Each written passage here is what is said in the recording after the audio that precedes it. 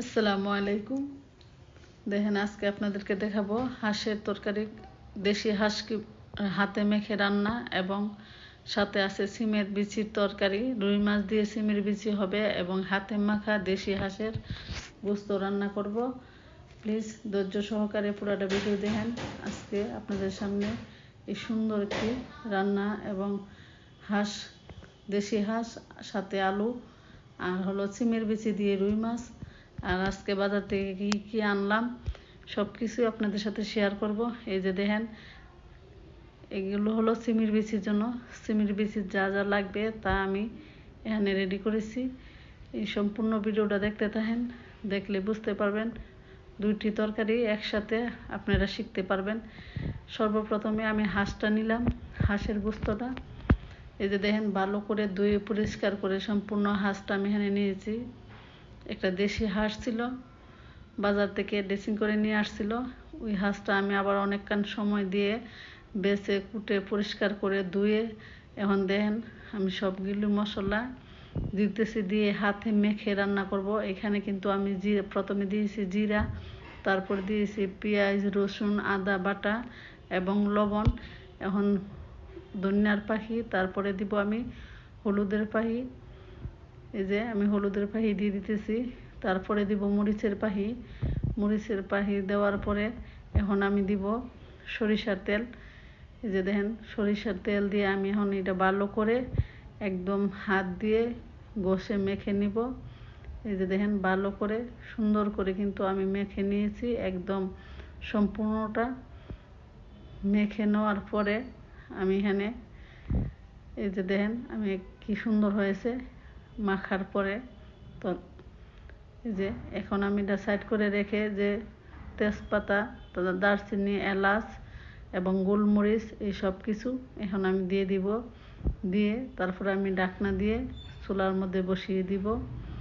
আর এই সুযোগে আমি আপনাদেরকে অন্য আরেকটা আমি কী কী বাজার করলাম আজকে আর কী কী রান্না হবে সব কিছু দেখিয়ে দিব। এই যে দেখেন আমি কিন্তু এখন ঢাকনা দিয়ে দেখে হাঁসের তরকারিটা চুলায় বসিয়ে দিয়েছি। মাশাআল্লাহ দেখেন কত সুন্দর হয়েছে। এই যে আমার চুলার মধ্যে বসানোর পরে যখন বলক আসছে, আমি কিন্তু ঢাকনাটা উদাম করে একটু নাড়া দিয়ে নিয়েছি।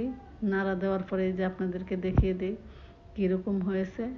এভাবে কয়েকবার নাড়া দেওয়ার পরে ভালো করে কষানোর পরে এখন দেখেন আমি আলুটা দিয়ে দিব।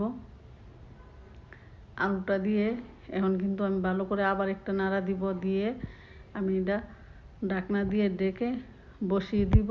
দিয়ে আমি এক নজরে আপনাদেরকে দেখিয়ে দিই আজকে বাসার মধ্যে কি কি বাজার হলো। এই যে দেখেন, মাছগুলা ভালো করে কেটে ধুয়ে পরিষ্কার করে আমি ডিশে নিয়েছি, কারণ কাটার আগে আপনাদেরকে দেখাইতে পারি নাই। তাই আমি ভালো করে মাছগুলা কাটিং করে ধুয়ে পরিষ্কার করে এই যে দেখেন এখানে ট্যাংরা মাছ আর তেলাপিয়া মাছ আর রুই মাছ 3 রকমের মাছ নিয়েছি।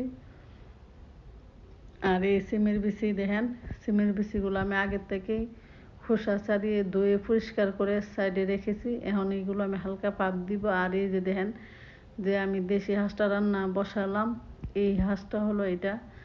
এই যে বাজার থেকে নিয়ে আসছে ড্রেসিং করে, তারপরে আমি আবার ধুয়ে পরিষ্কার করে নিয়েছি। আর এটা হলো সাথে মুরগি।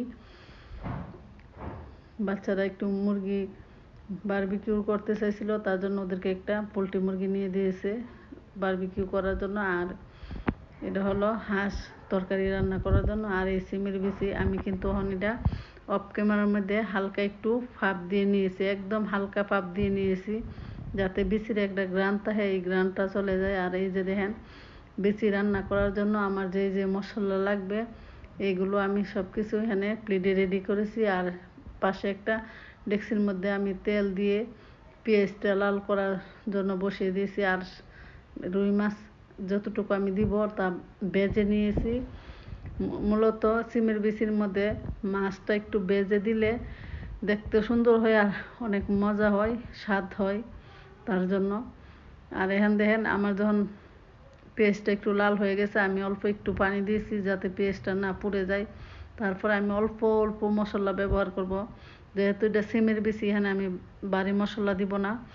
এই যে দেখেন অল্প মশলা দেওয়ার পরে আমি কিন্তু অনেক বাটা মশলা ব্যবহার করেছি, যা আপনাদেরকে প্রথমেই তালে দেখিয়েছিলাম। এটা দিয়ে কিন্তু আমি ওই যে ভালো করে ডেকে কষিয়ে নিয়েছি। এটা আমি অফ ক্যামেরার মধ্যে এসব কিছু করেছি, যাতে আপনারা একটু দেখলেই বুঝতে পারেন। এখন দেখেন মশলাটা কষানোর পরে আমি কিন্তু বিচিটা দিয়ে দিয়েছি।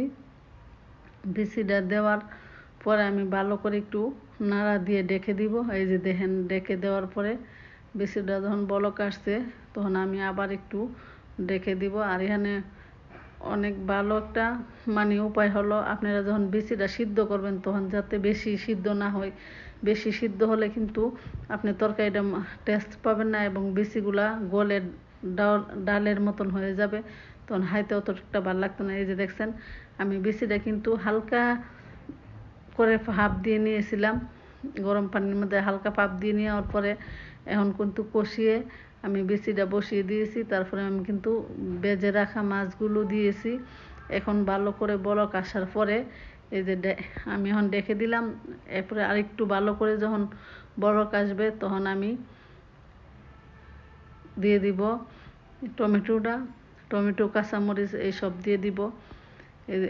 এখন এই পর্যায়ে দেখেন আমি টমেটোটা আর কাঁচামরিচটা দিয়ে দিতেছি। দিয়ে দেওয়ার পরে আবার একটু লাড়া দিয়ে আমি এটা ডেকে দিব।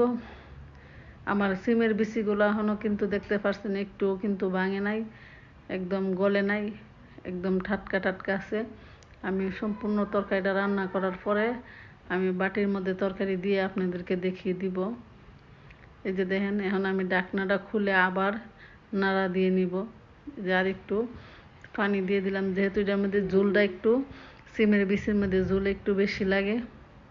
এই যে দেখতেছেন এখন কিন্তু আমি ডেকে দিব। ডেকে তারপরে ভালো করে বলক আসা পর্যন্ত অপেক্ষা করব। এই যে দেখেন এখন দেখেন কীরকম হয়েছে। ওই সময় হয়তো বুঝতে পারছেন যে ঝোল আমি বেশি দিয়েছি না। এই যে দেখেন এখন কিন্তু আমি আমার যতটুকু রাখার পরিমাপ, আমার কিন্তু পরিমাপ মতো আসা পড়ছে।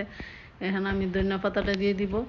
এই যে দেখেন ধনিয়া পাতাটা দিয়ে আমি কিন্তু চুলাটা অফ করে দিব, কারণ ধনিয়া পাতা দেওয়ার পরে আমি আর চুলা জ্বালাবো না, অফ করে দিব, কারণ নাহলে ধনিয়া পাতাটা বেশি কুক হয়ে যাবে। এই যে দেখেন এখন কিন্তু আমি চুলা নিচে অফ করে দিয়েছি, দিয়ে ধনিয়া পাতাটা একটু নাড়া দিয়ে এখন একটু ডেকে দিব 2 মিনিট।